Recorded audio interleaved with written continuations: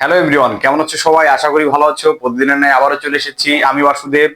আমাদের আজকের আলোচ্য বিষয় দেখতেই পাচ্ছ, মিশন রাসায়নিক পরিবর্তন অর্থাৎ মিশন কেমিক্যাল চেঞ্জেস।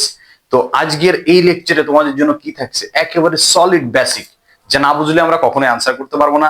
তো দেখে নেই আজকে চট করে তোমাদের জন্য কি কি থাকছে। আমরা আজকের পড়ার মধ্যে পড়বো, দেখো, লুইস অ্যাসিড। কি পড়বো? লুইস অ্যাসিড এবং লুইস বেস। লুইস অ্যাসিড এবং লুইস বেস। এর সাথে আমরা শেষ করব কনজুগেট অ্যাসিড এবং কনজুগেট বেস। কনজুগেট অ্যাসিড এবং কনজুগেট বেস। তো আসো আমরা প্রথমে শুরু করি লুইস অ্যাসিড দিয়ে। লুইস অ্যাসিড আসলে কি? দেখো, লুইস অ্যাসিড মানে হচ্ছে অ্যাকচুয়ালি অ্যাসিড যা করবে লুইস অ্যাসিড তার উল্টো কাজ করবে। এতটুকু মাথায় রাখলেই শেষ। লুইস অ্যাসিড বলতে কি বুঝবো? অ্যাসিড যা করবে লুইস অ্যাসিড তার উল্টো কাজ করবে। অর্থাৎ আমরা লুইস অ্যাসিড সম্পর্কে বুঝতে পারি ইলেকট্রোফাইল। মনে রাখতে হবে কি, এটা মাইন্ডিট। হ্যাঁ, মাইন্ডিট। লুইস অ্যাসিড মানে ইলেকট্রোফাইল। তো ভাইয়া, ইলেকট্রোফাইল আবার নতুন একটা শব্দ। ইলেকট্রোফাইল কি? দেখো, ফাইল, ফিলিক এগুলো হলো অ্যারাবিয়ান শব্দ। এর অর্থ আকৃষ্ট করা। যেমন পেন ফাইল বা পেন ফ্লিক, এটা দ্বারা আমার কি বোঝানো হয়? নিঃসন্দেহে স্টুডেন্টদেরকে বোঝানো হবে। পেনের প্রতি আকৃষ্ট হবে কারা? স্টুডেন্টরা। তো সেম ইলেকট্রোফাইল। ইলেকট্রোফাইল মানে ইলেকট্রনের প্রতি যারা আকৃষ্ট। ইলেকট্রনের প্রতি কারা আকৃষ্ট? যারা হচ্ছে ইলেকট্রন, আমরা জানি নেগেটিভ চার্জ। ইলেকট্রন মানে নেগেটিভ চার্জ, তার মানে দুনিয়ার সকল পজিটিভ জিনিসপত্র এই ইলেকট্রোফাইল। আচ্ছা, 2 নম্বর কথা হচ্ছে ইলেকট্রন ভাতের প্রতি আকৃষ্ট কারা থাকবে? যাদের পেটে ক্ষুধা আছে, তারাই তো। তো রাইট, যাদের ইলেকট্রন কম আছে, অর্থাৎ অষ্টক পূরণ হতে যাদের ইলেকট্রন কম থাকবে, তারাই ইলেকট্রোফাইল। আর এদেরকেই বলা হবে লুইস অ্যাসিড। ঠিক। আচ্ছা, সিমিলারলি লুইস বেস। ভাইয়া, লুইস বেস মানে কি? নিউক্লিওফাইল। দেখো, নিউক্লিয়াস কি? ধনাত্মক চার্জের ভান্ডার। তার মানে দুনিয়ায় যত নেগেটিভ চার্জ আছে তারা হচ্ছে নিউক্লিওফাইল। সেম নিউক্লিয়াস এবং যাদের ইলেকট্রন বেশি আছে, অর্থাৎ যাদের লোন পেয়ার ইলেকট্রন থাকবে তারাই কি? যাদের লোন পেয়ার ইলেকট্রন থাকবে তারাই হচ্ছে নিউক্লিওফাইল। আমার মনে হয় আমি এতটুকু বুঝাইতে পেরেছি। তো নাও, এখন আমরা বিস্তারিত আলোচনায় চলে যাই। লুইস অ্যাসিড, এটা আমরা এভাবে মনে রাখতে পারি। অ্যাসিড কি করবে? দেখো, অ্যাসিড অ্যাসিড আমরা জানি কি করে। অ্যাসিড হচ্ছে প্রোটন দান করে। যারা প্রোটন দান করে তারাই হচ্ছে অ্যাসিড। আর লুইস অ্যাসিড অ্যাসিডের উল্টো কাজ করবে। তো অ্যাসিড কি করে? অ্যাসিড প্রোটন দান করে। তাহলে প্রোটনের উল্টা কি ভাই? প্রোটনের উল্টা হচ্ছে ইলেকট্রন। আচ্ছা, এই অ্যাসিড কি করতেছে? অ্যাসিড দান করতেছে, তাই তো। আর তাই লুইস অ্যাসিড কি করবে? ইলেকট্রন গ্রহণ করবে। তার মানে আমরা দুইভাবে মনে রাখতে পারি। এক হচ্ছে লুইস অ্যাসিড মানে কি? ইলেকট্রোফাইল। ইলেকট্রোফাইল কারা? মানে যারা ইলেকট্রনকে আকৃষ্ট করবে দুনিয়ার সকল ধনাত্মক চার্জ, অথবা যাদের ইলেকট্রনের প্রতি ক্ষুধা আছে তারাই হচ্ছে ইলেকট্রোফাইল। তো ইলেকট্রনের প্রতি ক্ষুধা আছে এরকম কারা? দুনিয়ার যত ধনাত্মক চার্জ এগুলো হচ্ছে সব লুইস অ্যাসিড। দুনিয়ার যত ধনাত্মক চার্জ আছে সব কি? Lewis acid. যেমন alkyl ion, calcium 2 ion, hydrogen ion, এগুলো হচ্ছে লুইস অ্যাসিড। তো লুইস অ্যাসিড কত প্রকার? 2 প্রকার। একটা হচ্ছে ধনাত্মক চার্জযুক্ত একটা হচ্ছে ধনাত্মক চার্জযুক্ত আয়ন, এগুলোকে বলা হয় ধনাত্মক চার্জযুক্ত লুইস অ্যাসিড। আর একটা হচ্ছে প্রশম লুইস অ্যাসিড। প্রশম লুইস অ্যাসিড কাদেরকে বলা হবে? যাদের হচ্ছে অষ্টক পূরণ অপেক্ষা ইলেকট্রন কম আছে, মানে যাদের বন্ডিং ইলেকট্রন অ্যাকচুয়ালি 8 অপেক্ষা কম। আমরা জানি কি একটা বন্ড সমান কয়টা ইলেকট্রন? 2টা ইলেকট্রন, রাইট। তো দেখো তো, এই অ্যালুমিনিয়াম ক্লোরাইডের ক্ষেত্রে কয়টা বন্ড আছে? 3টা অ্যালুমিনিয়াম আছে না? তার মানে অ্যালুমিনিয়ামের 3টা হ্যালোজেন আছে। তার মানে অ্যালুমিনিয়ামের সাথে কয়টা বন্ধন আছে? 3টা। তাহলে বন্ডিং ইলেকট্রন কত হবে? বন্ডিং ইলেকট্রন, এই বন্ড ইন্টু 2, 3 ইন্টু 2 কয়টা? 6টা। এই 8 অপেক্ষা কম না? হ্যাঁ, এই জন্য এটা একটা লুইস অ্যাসিড। কোন ধরনের লুইস অ্যাসিড? প্রশম লুইস অ্যাসিড। তোমাকে কোশ্চেন আসতে পারে নিচের কোনটি প্রশম লুইস অ্যাসিড, বা অ্যালুমিনিয়াম ক্লোরাইড কি ধরনের অ্যাসিড? প্রশম লুইস অ্যাসিড।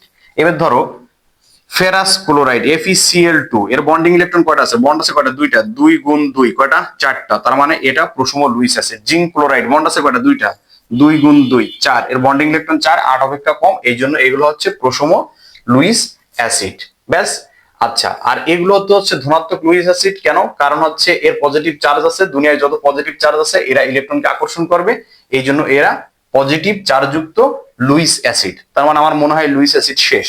এখন আমরা শিখবো নিউক্লিওফাইল। মানে নিউক্লিওফাইল মানে নিউক্লিয়াসকে যারা আকর্ষণ করবে এরাই নিউক্লিওফাইল। আর এই নিউক্লিওফাইলকে বলা হয় লুইস বেস। তো লুইস বেস কত প্রকার? 2 প্রকার।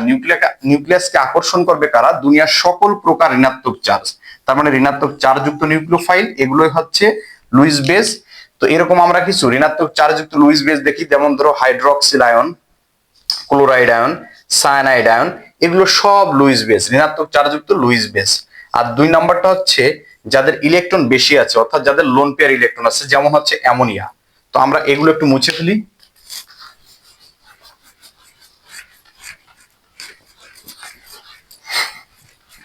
হ্যাঁ, তো যেমন ধরো অ্যামোনিয়া একটি লুইস বেস, কেন? কারণ হচ্ছে অ্যামোনিয়ার এক জোড়া লোন পেয়ার ইলেকট্রন আছে। কারণ এর কেন্দ্র পরমাণু কোনটা ভাইয়া? এর কেন্দ্র পরমাণু হচ্ছে নাইট্রোজেন। নাইট্রোজেনের আউটার শেলে কয়টা ইলেকট্রন আছে? 5টা ইলেকট্রন আছে, তাই তো? তো 5টা ইলেকট্রন থাকলে বন্ড ফর্ম করছে কয়টা? 3টা। দেখো নাইট্রোজেনের পাশে কেটা আছে? হাইড্রোজেন আছে, রাইট? আচ্ছা, তো নাইট্রোজেনের যোজনী কত? নাইট্রোজেনের যোজনী হচ্ছে 5, হাইড্রোজেনের যোজনী কত? 1। এদের মধ্যে মিউচুয়াল কত? 1। এই জন্য একক বন্ধন গঠন করবে। ব্যাস। তো একটা বন্ধনের জন্য কয়টা ইলেকট্রন প্রয়োজন হয়? একটা বন্ধনের জন্য 2টা ইলেকট্রন প্রয়োজন হয়। এই একটা ইলেকট্রন দেবে হাইড্রোজেন, একটা দেবে নাইট্রোজেন। তাহলে ইন্ডিভিজুয়ালি নাইট্রোজেনের একটা বন্ধনের জন্য কয়টা ইলেকট্রন নষ্ট হচ্ছে? দেখো তো ভাইয়া, একটা। এরকম 3টা বন্ধনের জন্য নাইট্রোজেনের ইলেকট্রন নষ্ট হবে কয়টা? 3টা। এই জন্য আমরা বলি অ্যামোনিয়া যৌগে নাইট্রোজেনের এক জোড়া লোন পেয়ার ইলেকট্রন আছে। যেহেতু নাইট্রোজেনের এক জোড়া লোন পেয়ার ইলেকট্রন আছে, এই জন্য নাইট্রোজেন লুইস বেস। আচ্ছা, আবার আমরা পানির ক্ষেত্রে লক্ষ্য করি। আমরা কার ক্ষেত্রে লক্ষ্য করি? পানির ক্ষেত্রে। তো দেখো পানির ক্ষেত্রে এর কেন্দ্র পরমাণু কোনটা? আমরা বুঝবো কেমনে কোনটা কেন্দ্র পরমাণু? যার যোজনী বেশি সেটাই কেন্দ্র পরমাণু।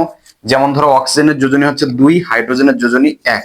এদের মধ্যে মিউচুয়াল যোজনী কত? 1। এই জন্য অক্সিজেনের সাথে হাইড্রোজেনের কি হবে? একক বন্ধন হয়ে যাবে। আচ্ছা, তো অক্সিজেনের কত? অক্সিজেনের হচ্ছে 8, ইলেকট্রন বিন্যাস 2, 6। আউটার শেলে কয়টা ইলেকট্রন আছে? 6টা। যেহেতু 6টা ইলেকট্রন আছে, একটা বন্ধন গঠনের জন্য ইন্ডিভিজুয়ালি মৌলের একটা করে ইলেকট্রন নষ্ট হচ্ছে। এই একটা বন্ধনের জন্য অক্সিজেনের একটা ইলেকট্রন নষ্ট হয়েছে, তার মানে এই 2টা বন্ধনের জন্য অক্সিজেনের ইলেকট্রন নষ্ট হয়েছে কয়টা বলো? 2টা। আউটার শেলে ছিল কয়টা? 6টা। তাহলে বাকি আছে কয়টা? 2টা। 2টা মানে কয় জোড়া? 4 জোড়া। এই যেহেতু অক্সিজেনের, পানি যৌগে অক্সিজেনের লোন পেয়ার ইলেকট্রন আছে, এই জন্য পানি একটি লুইস বেস। আমার মনে হয় লুইস অ্যাসিড, লুইস বেস আমি বুঝাতে পেরেছি। এখন আমরা শিখব কনজুগেট অ্যাসিড, অনুবন্ধী অম্ল এবং কনজুগেট বেস। একটা যৌগ থেকে বোঝার সবচেয়ে ভালো উপায় হচ্ছে যে কোনো একটা যৌগ, সাপোজ এই এক্স একটা যৌগ যদি হয়, এর সাথে আমরা একটা হাইড্রোজেন যোগ করব, যোগ করে যা পাবো সেটা হচ্ছে কনজুগেট অ্যাসিড। সেটা হচ্ছে কনজুগেট অ্যাসিড। সিমিলারলি এই যৌগ থেকে একটা হাইড্রোজেন বাদ দিলে যা পাবো সেটা হচ্ছে কনজুগেট বেস।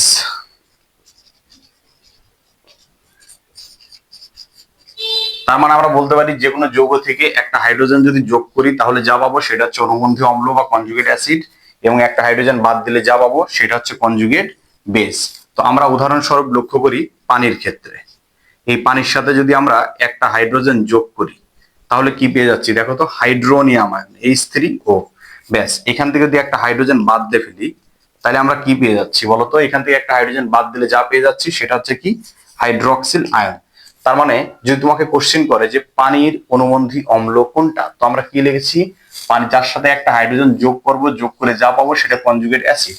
তার মানে পানির অনুবন্ধী অম্ল হচ্ছে হাইড্রোনিয়াম আয়ন, এই হলো কনজুগেট অ্যাসিড।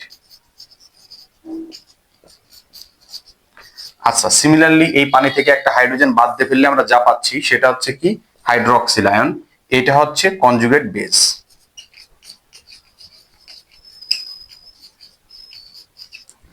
ব্যাস, এটাই তো।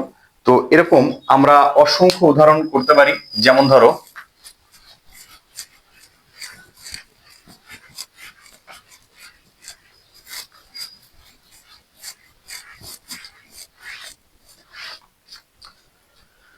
আমরা উদাহরণস্বরূপ কি দেখতে পারি?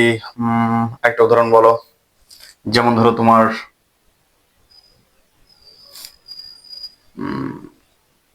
এই অ্যামোনিয়ায় ধরো, অ্যামোনিয়ার সাথে একটা হাইড্রোজেন যোগ করলো, কি পেয়ে গেলা? Ammonium ion. এখান থেকে একটা হাইড্রোজেন বাদ দিয়ে ফেলো, কি পেয়ে যাচ্ছ? NH2। ব্যাস, এটা কনজুগেট অ্যাসিড, এটা কনজুগেট বেস। তো আজ এ পর্যন্তই। দেখা হবে পরবর্তী কোনো ক্লাসে রসায়ন ভীতি দূর করতে। তখন ভালো থেকো, সুস্থ থেকো, সকলের জন্য শুভকামনা রইল।